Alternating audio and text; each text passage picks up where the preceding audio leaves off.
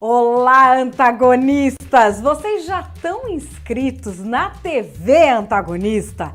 Ainda não? Vocês precisam se inscrever para não perder as novidades. TV Antagonista tá ao vivo todos os dias agora, do jeitinho que vocês querem e pediram, às 11 da manhã e às 5 da tarde. TV Antagonista também tem, como vocês gostam, o Momento Antagonista com Cláudio Dantas e a reunião de pauta com todos os antagonistas, com Mário Sabino, Diogo Mainardi, Cláudio Dantas, que você também vê os pedacinhos das nossas edições ao vivo às 11 da manhã e às 5 da tarde. Não perca, não deixe de se inscrever, porque os inscritos recebem aviso todas as vezes em que a gente posta um vídeo novo ou entra ao vivo, seja nas nossas edições diárias ou num plantão especial. youtube.com/oantagonista. Inscreva-se!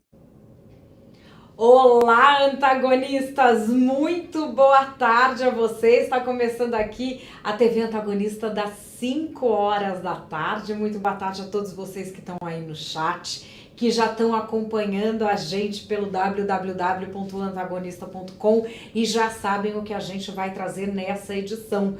Uma pesquisa da Fundação Perseu Abramo, do PT, revelou uma verdade dura.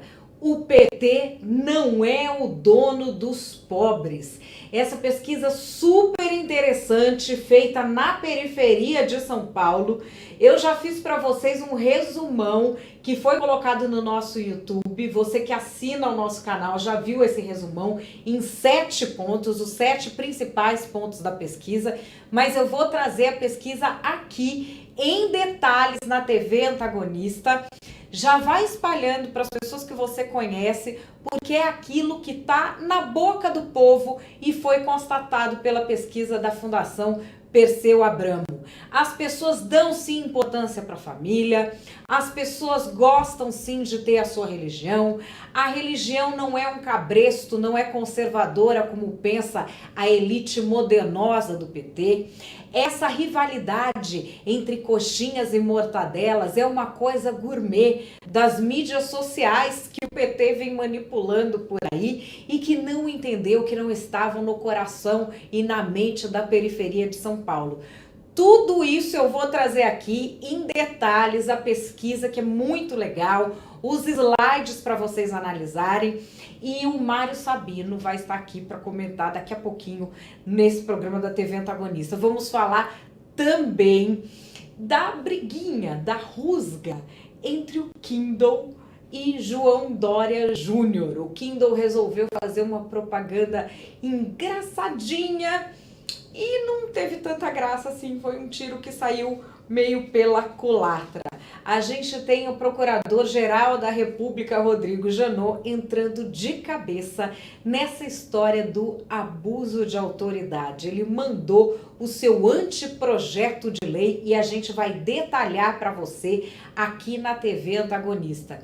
De acordo com esse anteprojeto de lei, que tem ali até a lei do Lula lá no meio, escutas telefônicas, divulgação, isso tudo ficaria criminalizado. É de se pensar, será que a gente vai ter reportagem policial no Brasil depois desse projeto, se ele passar? A gente vai esclarecer tudo aqui na TV Antagonista. As 10 medidas contra a corrupção parece que ressuscitaram. O Portal J fez essa publicação e a gente tem aqui um comentário exclusivo do deputado Onyx Lorenzoni que você vai acompanhar. Então é isso, tem muita coisa legal, já chama todo mundo. Se você não está inscrito, aproveite para se inscrever, youtube.com/oantagonista, ou para você que já está no YouTube, pode clicar aqui também, ó, do lado esquerdo da tela, do meu lado esquerdo da tela, né? Nessa exclamação do antagonista que você se inscreve no nosso canal. Então vamos adiante pela culatra. A Amazon foi fazer um filminho para promover o Kindle, que é o livro eletrônico da Amazon. Eu particularmente gosto. Mas foi um tiro que saiu pela culatra. Foram escutar os modernetes, que parecem ser maioria porque eles têm menos coisa para fazer durante o dia e não saem das redes sociais. e o povo não gostou. Vamos dar uma olhada nesse filme. Vou até passar o filme para dar uma ajuda, já que eles têm menos visualização do que piada que eu posto no meu canal pessoal. Então vamos dar uma olhada.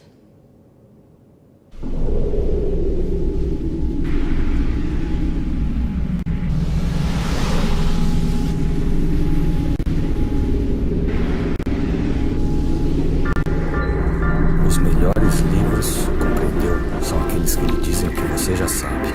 Não vale a pena mergulhar nos sonhos e esquecer de viver. Vou tomar café com Christian Grey. E odeio café. Stop. A vida parou ou foi o automóvel? O essencial é invisível aos olhos e só se pode ver com o coração. O guia do mochileiro das galáxias define amor como geralmente doloroso, deve ser gentil. Todos os animais são iguais. São aqueles que dizem o que você já sabe.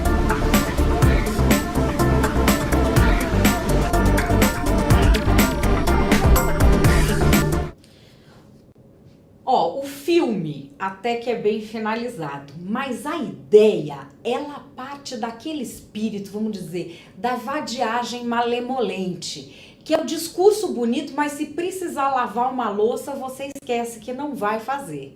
Agora, quem vê o filme e quem compra o produto é gente que trabalha, porque senão não tinha o dinheiro para comprar o produto. E aí, o pessoal fez o comentário. Se não tivesse pintado o muro de cinza, como é que vocês iam fazer a projeção em cima do grafite? Acho que eles não tinham pensado nisso, mas aí o João Dória foi rápido no gatilho e respondeu. Assisti ao comercial da Amazon utilizando a imagem de São Paulo.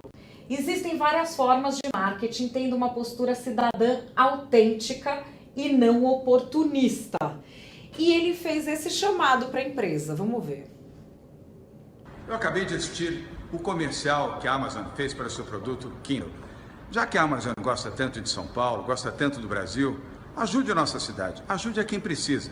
Se vocês gostam realmente, doem livros para as bibliotecas, doem computadores para as escolas públicas municipais, doem aquilo que a população precisa para fazer dessa cidade uma cidade mais feliz. A população agradece. Aqui muitos de vocês estão falando da outra empresa nacional, do Kabum, que já mandou ver, aproveitou, surfou e doou os livros. Mas ao contrário do que vocês estão dizendo aqui, a Amazon não é uma empresa esquerdinha, a Amazon é capitalista.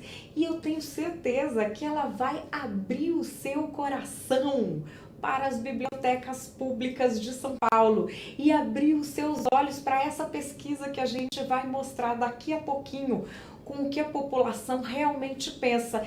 Muita gente pensa que é gênio no marketing, mas está só reproduzindo um rame-rame de redes sociais que não reflete o que a população está pensando, reflete o que gente com muito tempo de sobra está pensando e soltando no Twitter da vida. 10 medidas de volta. Vou mostrar aqui para vocês a foto. Essa foto desse despacho assinado pelo deputado Rodrigo Pacheco, presidente da Comissão de Constituição e Justiça. Ela foi publicada primeiramente pelo site J, a gente já publicou também no Antagonista. E ela diz o seguinte, que todas as assinaturas foram checadas. É o que diz o deputado, vocês não venham me cobrar se eu sei se ele checou ou não, porque eu também não fiquei lá vendo se ele estava conferindo uma por uma. Mas ele assinou dizendo que conferiu, é um documento público, aqui está o documento.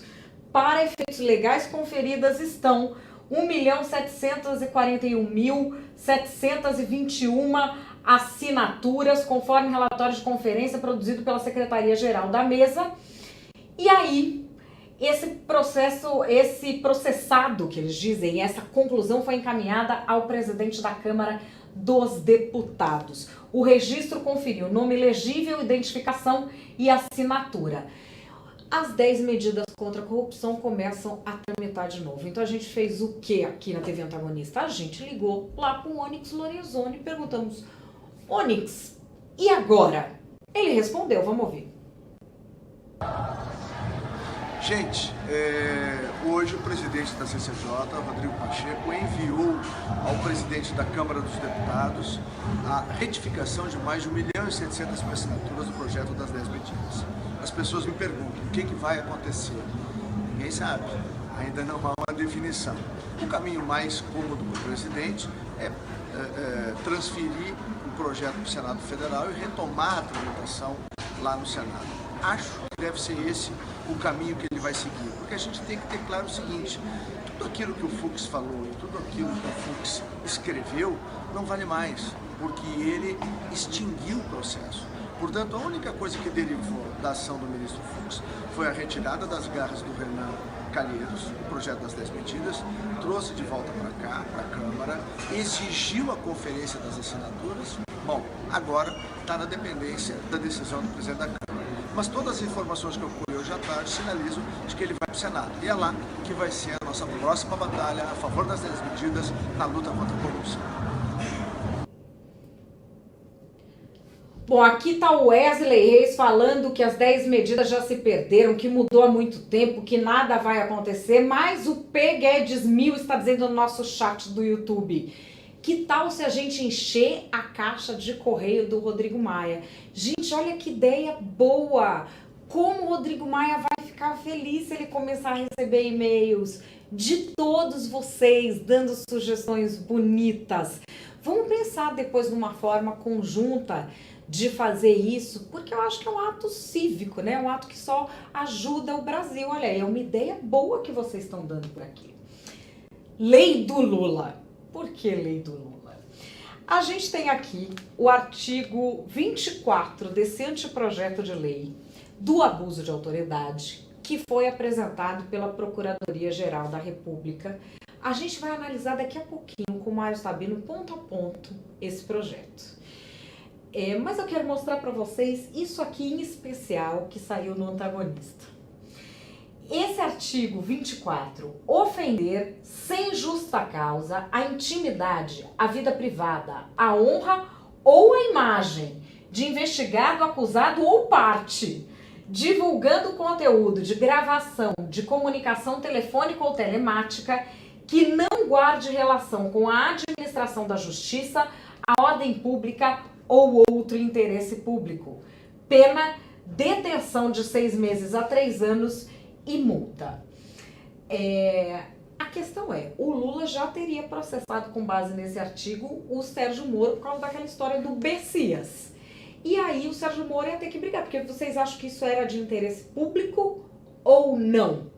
Mas ficaria todo mundo com receio de fazer as coisas sob a vigência desse projeto.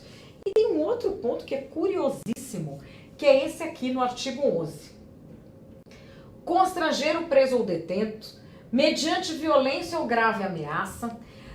Esse violência ou grave ameaça aqui, a gente não tem certeza se o conceito, vocês que são advogados que estão vendo, nos esclareçam, não consegui saber dos advogados que eu consultei, se esse é o mesmo do artigo 157 do Código Penal, da violência e grave ameaça, que são consideradas para, por exemplo, se definir o que é um roubo.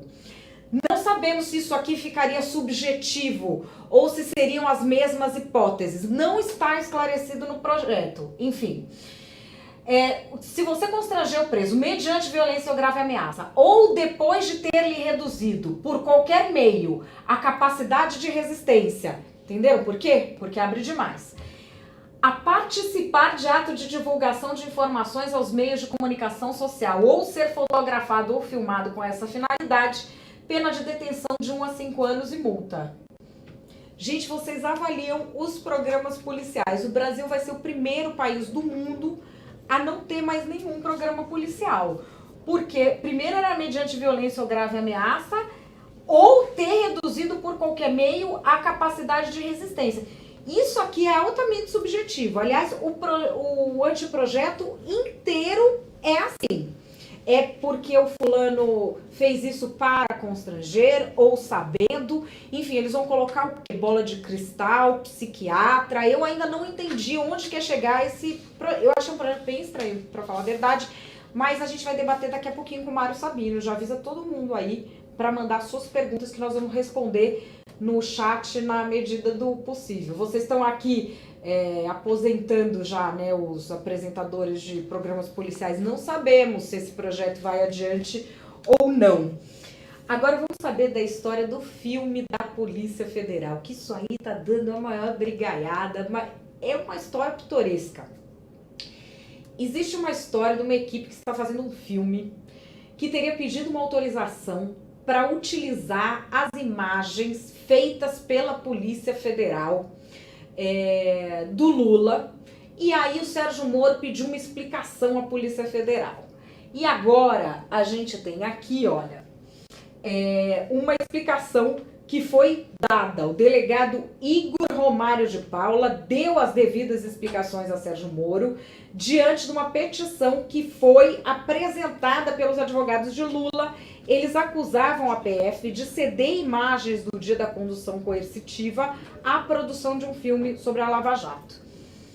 Disse o delegado que as imagens não foram cedidas, que em nenhum momento as imagens foram fornecidas a terceiros, que as imagens que estão lá no processo são as imagens do depoimento que foram e que ela foi degravada. Isso é normal. A imagem do depoimento você tem que fazer. Que não houve nenhum descumprimento da decisão judicial, que foi tudo feito com a mais absoluta discrição, sem o uso de viaturas ou uniformes ostensivos, Isso aqui eu sou contra. Isso aqui é coisa de Brasil. Na Colômbia, que está fazendo a Lava Jato, entra a polícia lá no restaurante e o cara pode ser primo do presidente da República, senador, e leva. Por acaso tem absoluta discrição quando é um cara lá da periferia que cometeu um crime? Por que com o outro tem que ter? Quem é que define a importância do criminoso ou do acusado de ser criminoso? Não dá. Por fim, há que se considerar que, obviamente, a determinação expressa na ordem judicial expedida não se refere à gravação feita pela Polícia Federal durante a realização da diligência, mas à veiculação indevida e desnecessária de imagens captadas que venham, porventura, expor desnecessariamente a figura do então investigado nesses autos, o que de fato não ocorreu. Enfim, não está muito bem escrita a nota, mas o que a Polícia Federal diz é o seguinte: as únicas imagens que eles fizeram são as protocolares. É normal hoje em dia a polícia filmar a ação inteira até para se defender de investidas como essa, mas o que está ali no processo é a imagem do depoimento. Será que isso termina este filme? Ainda não sabemos. O Mário Sabino já está aqui e ele vai comentar comigo essa pesquisa mostrando que o PT não é o dono dos pobres. É uma pesquisa feita pelo próprio PT, pela Fundação Perseu Abramo, que selecionou pessoas que tinham votado no PT antes, mas não estão mais votando no PT. São pessoas que recebem auxílio de programas sociais, são pessoas ligadas a religiões. Eles pesquisaram agora os evangélicos, pentecostais, neopentecostais, e eles descobriram uma coisa: essa elite em que eles vivem, essa elite modernosa, não é a massa da população. Eles abriram os olhos. Vamos adiante, olha aqui. As pessoas, renda familiar tinha até 2 salários mínimos, de 2 a 5. A maioria das pessoas religiosas, evangélicos, neopentecostais, outras religiões, até porque vai na periferia de São Paulo. A gente sabe que a maioria das pessoas se diz religiosa, mesmo, não tem essa frescura toda de ficar dividindo por religião na periferia. Quem é da periferia sabe. Quem é riquinho de rede social, que quer fingir que é modernoso, não sabe. E eleitoral votou no PT de 2000 a 2012, mas não votou no Haddad e em Dilma Rousseff. Tá na última eleição. Então vamos ver o que é que o PT descobriu disso. Resultados gerais. Não se usa reaça e coxinha, nem conservador versus progressista. A polarização política não é bem definida. Olha que interessante a frase que a pessoa falou. Direita é alguém direito, correto. Esquerda é quem vive reclamando. Olha, parabéns, pessoal da comunicação desses partidos. Nem se os partidos de direita tivessem feito comunicação para os de esquerda, teria conseguido esse tipo de frase, que é só essa comunicação gestada, né, em parque de areia antialérgica que consegue esse tipo de resultado. Aí aqui, a cisão entre classe trabalhadora e burguesia também não perpassa pelo imaginário dos entrevistados. É claro que ninguém é burro na periferia. As pessoas sabem que trabalhador e patrão são diferentes, mas sabem que um precisa do outro, né? De certa forma, estão no mesmo barco. E se diz que é uma ideia de coletivo sem conflito de interesses. O inimigo seria o Estado. As pessoas falam, eu pago impostos e tenho o direito de cobrar. O que para o PT, a análise é relação clientelista. Aplica um sentido de gestão privada de eficácia. Ou seja, vai ter que aparecer o dinheiro, entendeu? É esse o sentido que o povo aplica. O Estado não cumpre seu papel, só demanda do cidadão e não devolve serviços de qualidade. É ineficaz, eles descobriram isso. Aleluia, né? Então vamos em frente. Há forte desejo por visibilidade e valorização pessoal. Querem ter um lugar no mundo. E isso, quem frequenta a periferia fora do ano eleitoral sabe. As pessoas querem ter sua singularidade e seus valores reconhecidos. Ninguém quer ser tratado como uma massa amorfa e incapaz, como os pobres. Todo mundo quer ser alguém. As pessoas não negam a importância de políticas públicas, mas não gostam de coisas como as cotas, porque são políticas que duvidam da capacidade individual. Olha que interessante. A supervalorização do mérito encontra o seu lugar. Para ser alguém na vida, são necessários trabalho e esforço. Isso que Marcela Peveria ouve em casa de assim, outro também. E aí vem a coisa mais interessante da pesquisa, que é o seguinte. O PT vive propagandeando que o Lula é amado na periferia pelas políticas públicas do seu governo. Nessa pesquisa, pelo menos aqui em São Paulo, não é não. O Lula é admirado porque subiu na vida. Olha que coisa. O Lula é uma pessoa que subiu na vida. Então qual é a qualidade dele? Ele soube sair do nada e virar alguém. E isso, você pode odiar o Lula, mas o Lula é alguém que saiu do nada e virou presidente da República. Ponto. Isso aconteceu. Só que o Lula tá no mesmo barco de Silvio Santos e João Dória Júnior. O que para João Dória Júnior tá no mesmo barco de Silvio Santos e Lula? Vamos ver no que vai dar essa história de João Dória Júnior. Eu tô achando, ó. Não sei, eu sou da turma que gosta de comer um pacote de sal junto com a pessoa antes de fazer avaliações. Mas o paulistano tá empolgado. A noção de empreendedorismo é muito presente em todas as narrativas. Eles acham que tem duplo significado, que ser empreendedor é ser patrão, mas o empreendedor também é do mercado informal, tipo quem quer ser manicure, quem quer ser cabeleireiro, mas isso é porque eles são ricos, então eles não sabem direito como funciona na periferia. Quem mora na periferia sabe que você abre ali uma barraquinha, aí depois você põe alguém para trabalhar para você, é tudo um progredir, e empreender quer dizer mudar de vida e remete à liberdade, ser dono do seu próprio nariz, fazer as coisas do seu jeito. Isso é valorizado na periferia. Aí, isso aqui, aquela história de ficar demonizando quem defende família, o PT tomou um tiro no pé nas eleições legislativas, é por causa desse tipo de palhaçadinha de gente que se acha moderna. A família é o grande alicerce e solução para os problemas individuais e coletivos. E digo assim, qualquer tipo de família, não é família A, B ou C. O país não funciona, o Estado não funciona, o socorro das pessoas é quem te estende a mão, que é a família. Para os entrevistados é considerada a base da vida. Eles sempre usam expressões superlativas. É tudo, é o que faz valer a pena, é o porto seguro, é o que mantém a gente na linha. E aqui eles têm um alerta. Visão liberal. A crise ética da sociedade não é um problema estrutural, mas de ordem individual, que se resolverá pela educação no âmbito privado, familiar. É nisso que acredita a periferia de São Paulo.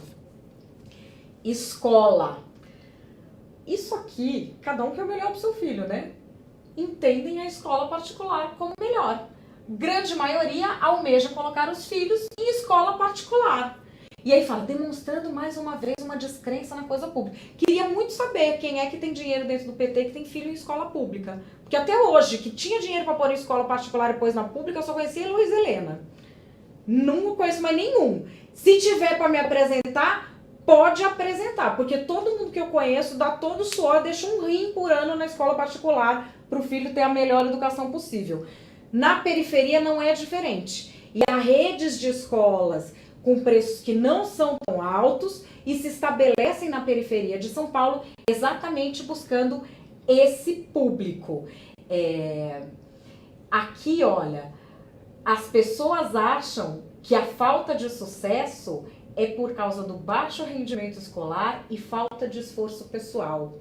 A periferia não gosta de se fazer de vítima. É uma ideia que as pessoas têm na cabeça e que essa pesquisa desfaz, né? Então, assim, aquele bolo dos pobres, vítima da sociedade, papapá, só existe na cabeça dos políticos. E aí, para terminar, religião e os limites do Estado laico. O Estado laico, que é uma criação da reforma protestante, ao contrário do que diz o PT nas redes, ele não é o Estado ateu, ele é a liberdade de cada um ter ou não ter religião e professar publicamente a sua crença ou descrença. É liberdade, não é restrição. E aí o que acontece? Eles descobriram que as pessoas têm uma prática menos conservadora do que o discurso associado às igrejas. Que coisa, né? Os entrevistados religiosos têm a dimensão do pecado e do que é certo e errado, mas aparentam um certo nível de tolerância para com o que consideram desvios. Ou seja, eles vivem, são seres humanos. Que coisa, descobriram que não são bichos de zoológico, né? E que as diferenças entre religiões não são fundamentais. Quem mora na periferia sabe. Rotatividade entre as igrejas é alta. E aqui está o ponto em que o PT tomou também outra na cabeça. O Lula estava xingando o Deltan porque é evangélica esses dias. O que eles não sabem é que essa história da bancada evangélica que eles criaram é uma bobagem. E é uma população que eles estão perdendo. Porque as coisas são muito mais fluidas, mais soltas. Olha, para mim não tinha esse negócio de religião. Eu gostava bastante de ir na igreja.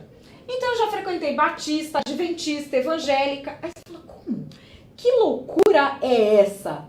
Porque a igreja na periferia é um lugar que atende às necessidades de socialização, atende necessidades básicas de informação, ajuda a acompanhar os filhos, é um suporte que as pessoas têm. E as pessoas que fazem a comunicação do PT não tinham visto. Esse estudo recomenda, inclusive, tem uma recomendação que se estude esse segmento melhor. Portanto, aqui eu fiz um videozinho com os 7 pontos principais que vocês já viram na página do Antagonista, mas aqui na TV Antagonista eu trouxe para vocês os detalhes dessa pesquisa em que o PT descobriu que não é o dono dos pobres. E agora nós vamos conversar sobre isso com o antagonista. Vocês estavam esperando, ele está aqui. Mário Sabino.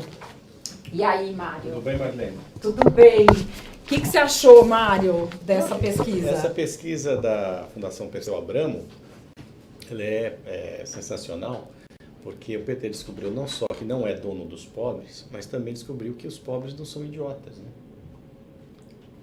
Agora, mesmo assim, quando você olha os resultados, nas conclusões ou nas análises, tem aqui assim, eles seguem, ou seja, o pessoal da periferia de São Paulo, pesquisado, segue um pouco o discurso da mídia, né? Ou eles tentam encontrar uma desculpinha em alguns momentos, né? Como se o povo fosse teleguiado pela mídia, pelo discurso conservador, entendeu? Pelo empresário, como se a luta de classes, na verdade, ela existisse, né? Mas que estivesse sendo mitigada pelo discurso conservador, o discurso da grande mídia, o discurso da direita. Olha, gente, isso é uma tremenda de uma bobagem, né? As pessoas querem melhorar de vida. As pessoas têm uma vocação empreendedora, é inegável que o ser humano, ele quer ser dono do próprio nariz, né? Ele espera do Estado, né? Não é uma visão clientelista esperar do Estado que lhe devolva, né, os impostos que ele paga, né, que o cidadão paga, na forma de serviços bem prestados, na forma de segurança, na forma de educação, na forma de saúde. Isso não é ter uma visão clientelista do Estado. Isso é uma visão perfeita do Estado, absolutamente lúcida do Estado, né? Mas, no entanto, eles tentam dar uma acochambradinha ali nas análises, né? Os comentários que não são adianta, deliciosos. não adianta, né? É isso aí, o ser humano, as pessoas, independentemente da classe que pertençam, do salário que ganhem, elas querem o melhor para si, o melhor para sua família, o melhor para os seus filhos. É simples assim, né? É engraçado, porque é tão evidente isso em quem vive, mas quem habita esse universo ideológico, realmente a ideologia é uma nuvem que paira distante, não há conexão, não há vasos comunicantes entre a ideologia e a realidade, né, Madeleine? E sabe o que eu fiquei pensando? Eu li a pesquisa, você sabe que eu fiquei... Sim. Você sabe que eu fiquei estudando a pesquisa. Você conseguiu a pesquisa, aliás, parabéns. Obrigada, eu fiquei... Consegui, aliás, muito obrigada a vocês, né, aí, internautas, antagonistas, que sempre me abastecem com essas coisas interessantes. E fui lá no site da Fundação Perseu Abramo checar. Uma coisa que me deu uma luz, assim, é que as pessoas que estão nesse espectro ideológico não perceberam a distância que existe entre o discurso delas e a história pessoal do Lula. Porque o Lula é exatamente isso que essas pessoas todas falaram.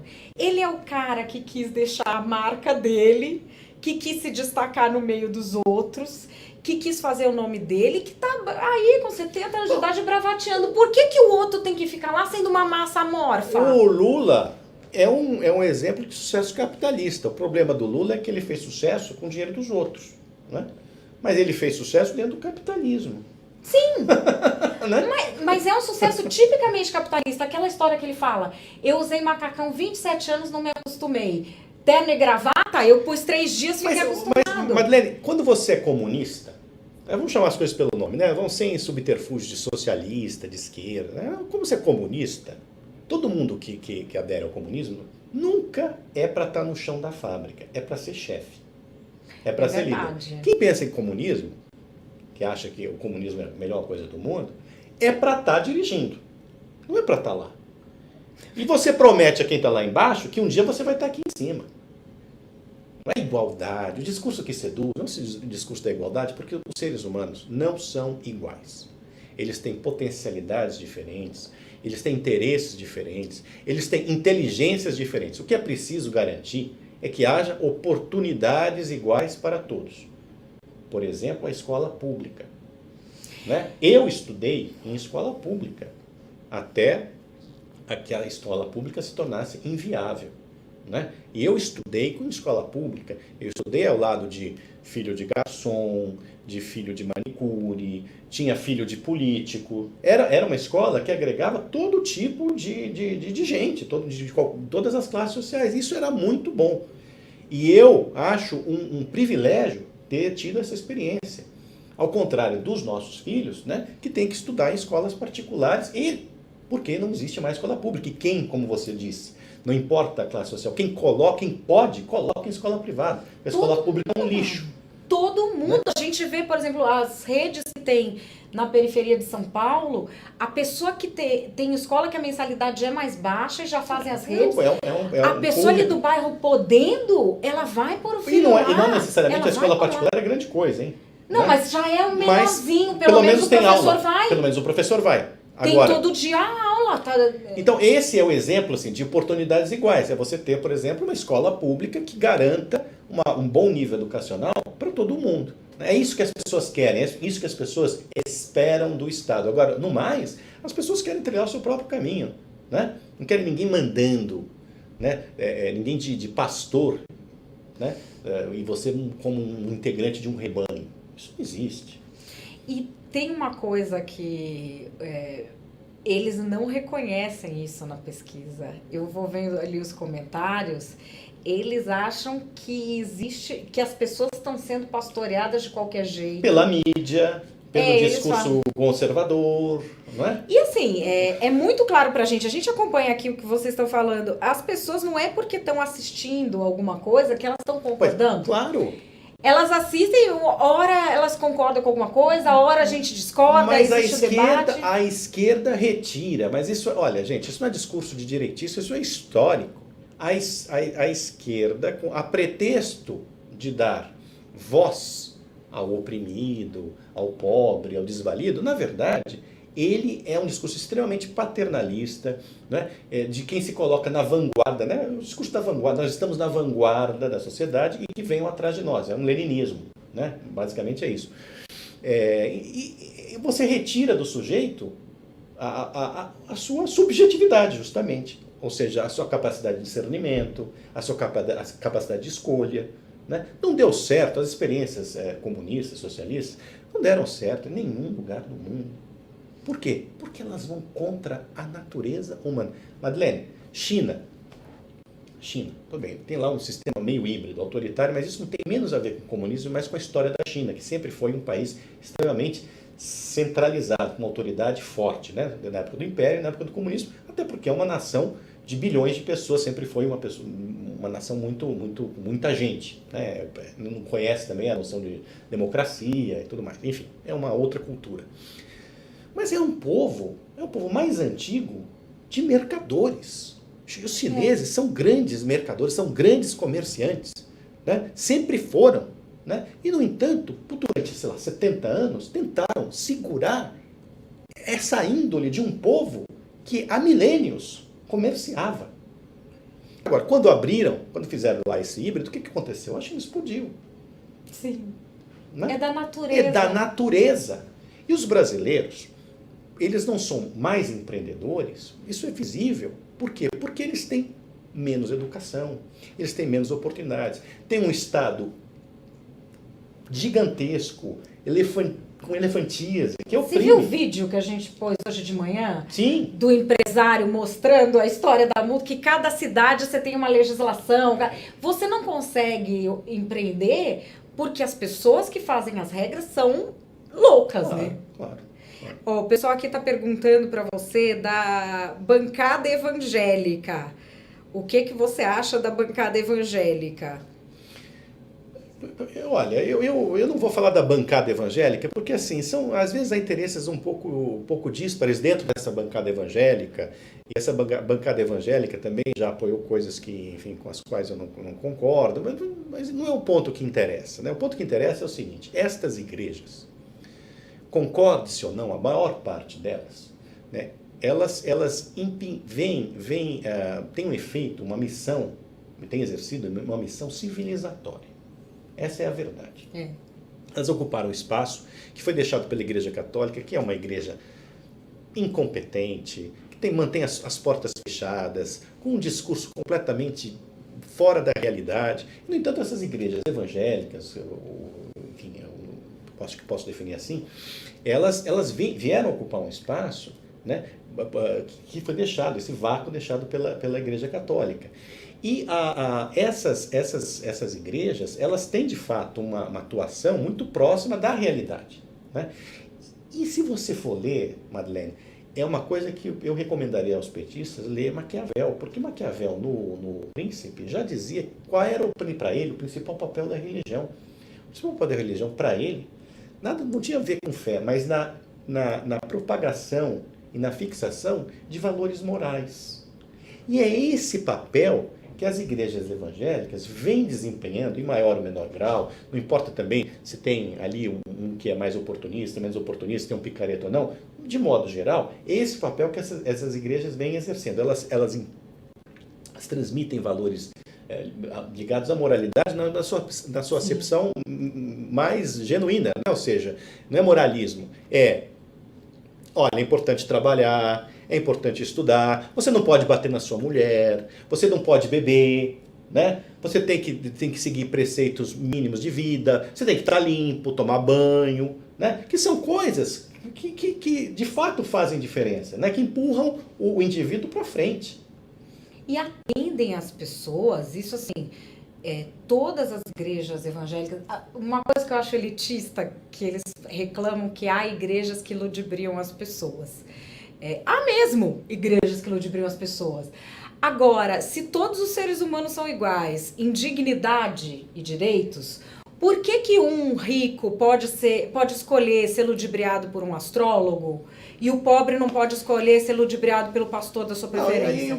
Cada um escolhe o que quer, no que quer acreditar. Ponto. Agora, que as igrejas atendem as pessoas com seus dramas, seus problemas, as suas aflições, às 4 horas da manhã, quando ninguém mais quer atender aquela pessoa, elas atendem. Não, 4 horas da manhã, nem vou falar, 4 horas da tarde, não há igrejas abertas. Olha, verdade. Eu me lembro, muitos anos atrás, de um padre populista, aqui de São Paulo, né, que depois teve aí uma história esquisita com o sujeito, com quem ele andava e tudo mais, que começou a falar que a prefeitura de São Paulo era higienista, né, que tirava mendigo da rua e não sei o que tal. Muito bem.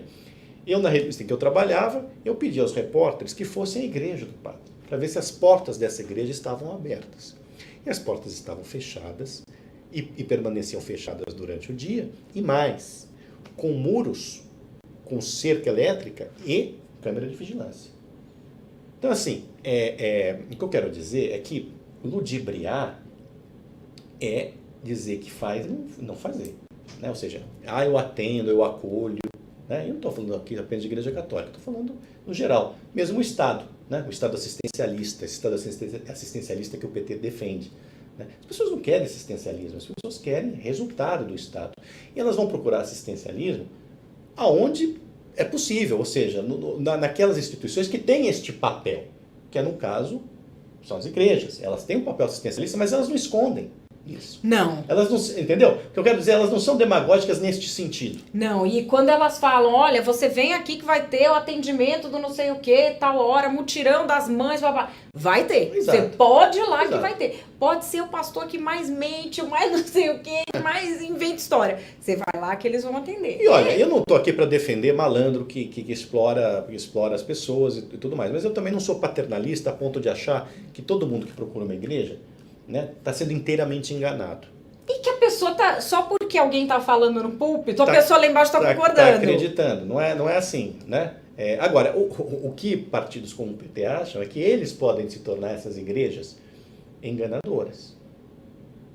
Tentam, né? Aliás, tem um caso muito curioso, porque quando eu trabalhei... Todas as ideias quando que eu eles vendem trabalhei são em ideias Angola, enganadoras, a ONU fazia parcerias com as igrejas evangélicas nessa área de saúde pública e cuidados da primeira infância, exatamente por causa disso, de costumes, de higiene e tudo. Agora, quando o governo de Angola começou a ter alguns problemas de manobrar, logo no início da Lava Jato, qual foi uma das primeiras medidas? Mandaram fechar todas as igrejas universal do Reino de Deus de lá.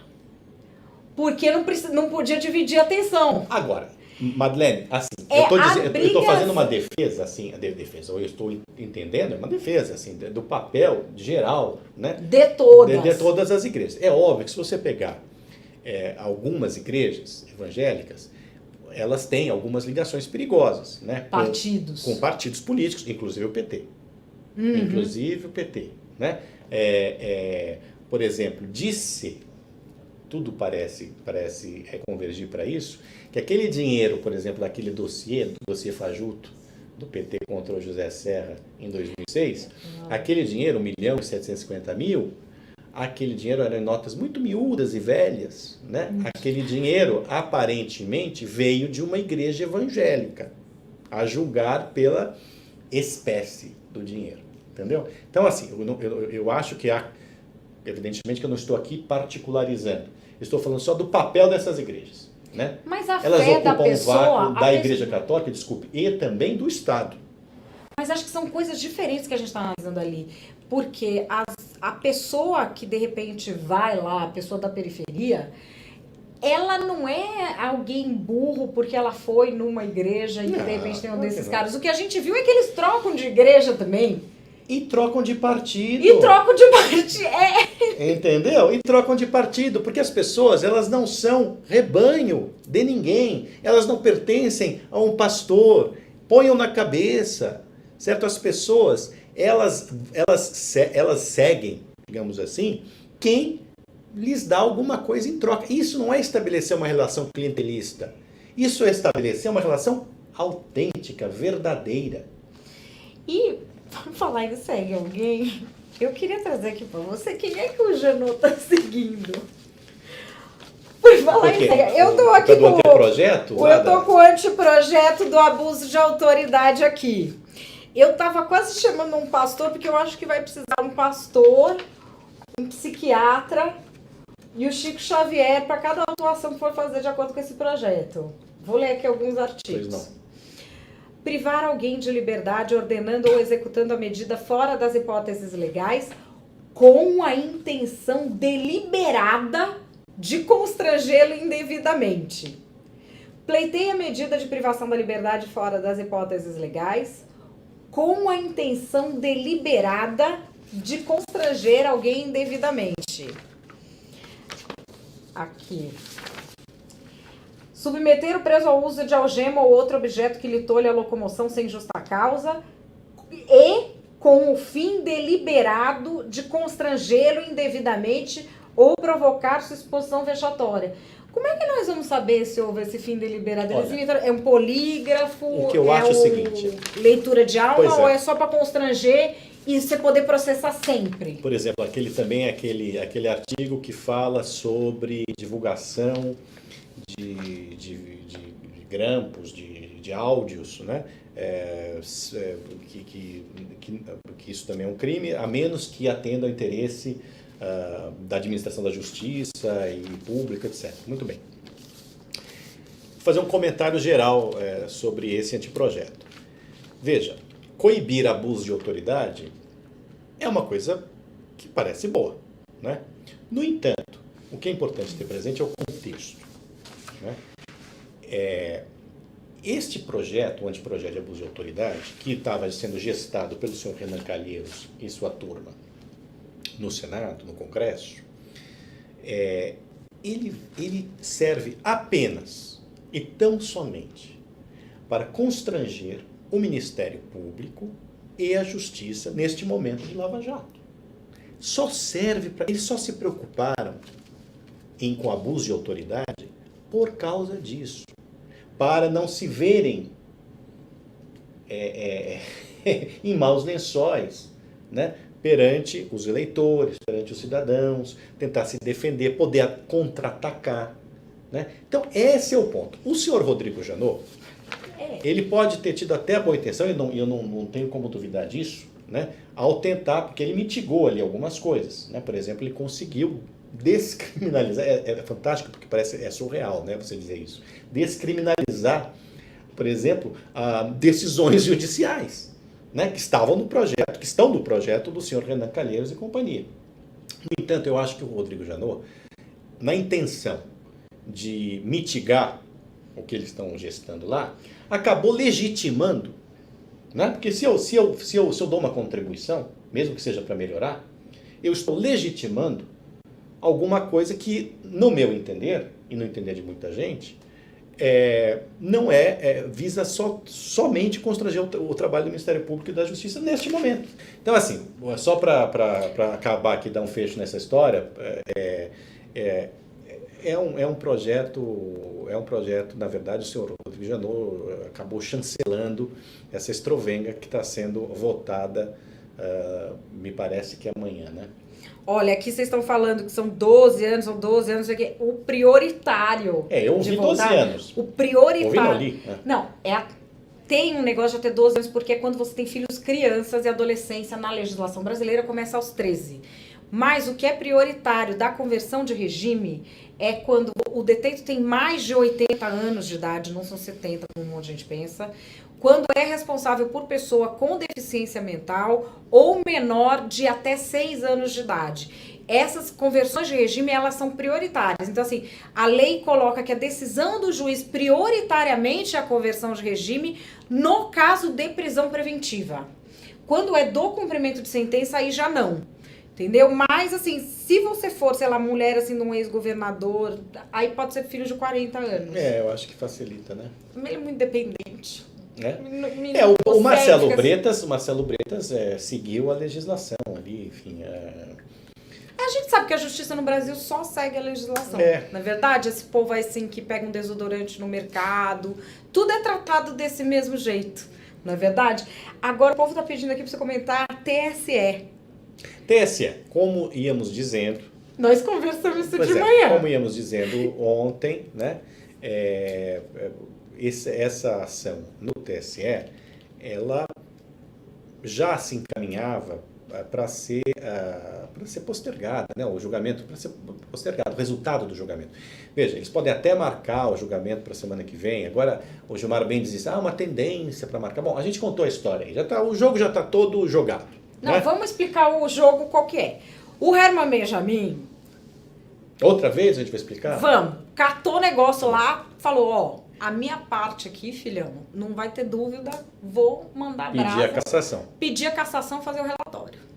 Aí, todo mundo cai na conversa de, tá resolvido, ele vai pedir a cassação, agora resolveu. Eu já tinha falado pro Mário, eu parei de acreditar no ser humano e comecei a acreditar em documentos faz muito tempo. Fiquei ali esperando. Em Brasília, o pessoal diz, em Brasília se diz muito assim, que a gente até gosta das palavras, mas a gente acredita mesmo quando sai no Diário Oficial. Aí, ficamos lá esperando. Aí, depois não era mais ontem, aí já era na outra semana que ia marcar. Aí, agora, o que vai acontecer? Não, o que está armado é que um ministro que substituirá um outro ministro, né, porque tem 2 ministros do TSE que estão saindo, né, acabaram o mandato. Inclusive um deles, aliás são 3, né, me parece, porque também o Herman Benjamin também vai terminar o mandato dele, por isso que ele correu para entregar o relatório, né, também por isso. Um deles parece que já está combinado que pedirá vista do processo e ao pedir vista de um processo, um juiz não tem prazo para colocar de volta isso em votação do plenário, né? Então, a tendência, assim, primeiro que talvez o julgamento não ocorra na semana que vem, né? E ocorrendo o julgamento, né, mais para frente, este ministro pedirá vista e vai segurar essa coisa até o final do mandato do senhor Michel Temer. Esta é a possibilidade mais concreta, é isso que está sendo combinado, foi combinado, esse é o jogo que está sendo jogado. Agora, Madeleine, no Brasil, é aquilo que ela falou, a gente tem que esperar para ver o documento. Precisamos esperar. Porque eles se combinam e se diz, uma criatividade. É terrível, né? Se pro bem eles usassem metade dessa energia que eles usam nessas combinações, o país seria uma potência. Agora, o que é curioso, a gente volta a dizer o seguinte, quem promoveu a ação, que é o PSDB, não quer mais que isso prospere, né? O PMDB, por razões óbvias, também não quer que isso prospere, né? E o PT queria que isso prosperasse se pegasse o Temer, mas como a possibilidade de pegar o Temer também pode ser que não pegue, porque pode ser que os juízes aceitem, os ministros aceitem dividir a chapa, tirar o Temer da linha do canhão, né? Então eles também são contra. Então, assim, quem propôs a ação é contra, quem está na ação é contra, né? Os ministros querem deixar tudo como está para ver como é que fica, né? Só o Herman Benjamin Benjamin falou o quê? Eu vou ser o tonto? Vocês me botaram nessa linha de tiro, o meu Claro. Não, imagina, depois veja, um ministro que ouve tudo que ouviu, né, dos executivos da Odebrecht, né, que constatou, tudo que constatou nas prestações de conta fictícias da campanha da Dilma Rousseff, né, / Michel Temer, ele não pode fazer dar outro relatório, senão um pedindo a cassação da chapa, é óbvio. O Mário Pessoal aqui tá falando do PSDB. Tá todo mundo falando do PSDB, xingando aqui o PSDB. O que é que você acha deles terem desistido?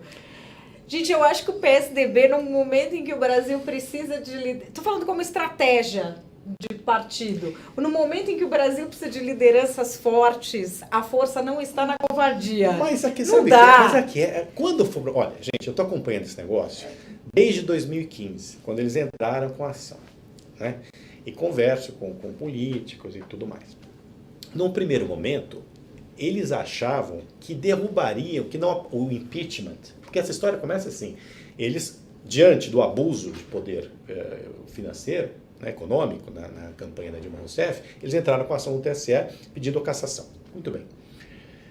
Eles achavam que o impeachment não ia passar. Ah, verdade. Entendeu? Então, qual era o caminho para tirar a Dilma? O caminho para tirar a Dilma era via TSE. No entanto, o jogo virou e o impeachment passou. Graças à pressão das ruas, graças à situação econômica calamitosa, graças ao desvendamento pela imprensa independente de todas as enormidades que haviam sido feitas, né, durante a campanha, petrolão, aquela coisa se avolumando. Bom, passou o impeachment. Só que a ação continuou correndo, você não pode tirar a ação. A ação continuou correndo. Né? Aí o que aconteceu? Bom, em nome do bem do Brasil, da governabilidade, é óbvio, o PSDB embarcou no governo Temer. E tinha que embarcar mesmo. Naquele momento tinha que embarcar mesmo. Só que a ação continuou correndo. E os caras passaram agora a torcer desesperadamente para aquele negócio parar. E aquele negócio não parou. E não poderia parar mesmo. Por quê? Porque o ministro Benjamin levou a coisa adiante.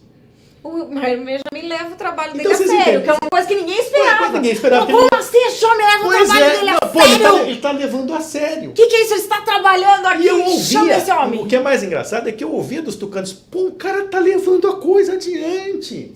Eu ouvi isso Entendeu? também. Não é possível! Pois é. Ele está levando isso a sério. Então, assim, isso é Brasil, né, pessoal? Então, assim, a ação do TSE foi feita para tirar a Dilma porque não se acreditava que o impeachment ia passar no Congresso. E o impeachment passou. E a coisa continuou correndo. E aí não dá pra chegar e falar, olha, Herman, desculpa aí. Desculpa aí, né? Foi mal. Dá pra deixar isso aí. Não, dá, já resolvemos de outro jeito. Pois é. Já resolveu. Aí ele falou, não, filhão, pera aí. É isso, entendeu? Então... Agora estão tendo que resolver lá, né? E vão resolver. Vão resolver como? Pedindo vista, protelando julgamento, né? Recursos, né? Porque também há muitos recursos, né? Que podem ser impetrados pelos próprios membros da chapa, né? Integrantes da chapa, tanto da parte da Dilma como da parte do Temer. Bom, voltamos. Não tem força oculta aqui que derruba a gente sempre volta. Pode até tombar um pouco, mas a gente levanta. Muito obrigada pela companhia de vocês. O videozinho com os 7 principais pontos da pesquisa que mostrou que o PT não é dono dos pobres já está aí no nosso canal, youtube.com/oantagonista.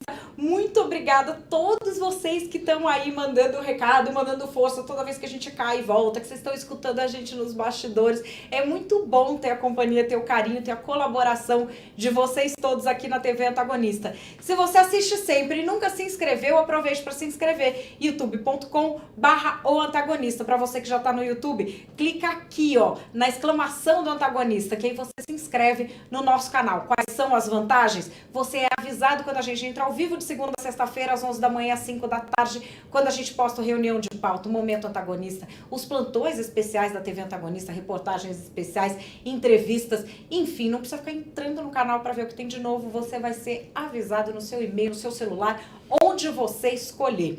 A gente vai encerrando essa edição, lembrando que a TV Antagonista tem o patrocínio da Empíricos, que é sócia do Antagonista. A Empíricos não é banco, não é corretora, é uma casa de investimentos cujos analistas têm um índice de acerto nos últimos 48 meses que não são comparáveis com nenhuma outra casa de investimentos aqui no Brasil. Tem uma dica muito legal para vocês da Luciana Seabra no www.oantagonista.com/fundos. Para você que está no YouTube, clica nesse izinho aqui de cima. É dica prática para você aprender a investir em fundos DI. Você já deve estar investindo em fundos DI sem saber, na verdade, que é quando falam pra gente, não deixa seu dinheiro parado, põe nesse fundo aqui. Sabia que dá pra você fazer investimento, às vezes, na mesma instituição que você já está investindo, economizando nas taxas? Entra aqui que você vai saber como, www.oantagonista.com/fundos ou clica no izinho aqui em cima. TV Antagonista volta amanhã, ao vivo, às 11 da manhã. Muito obrigada pela companhia. Uma boa noite pra vocês. Até amanhã.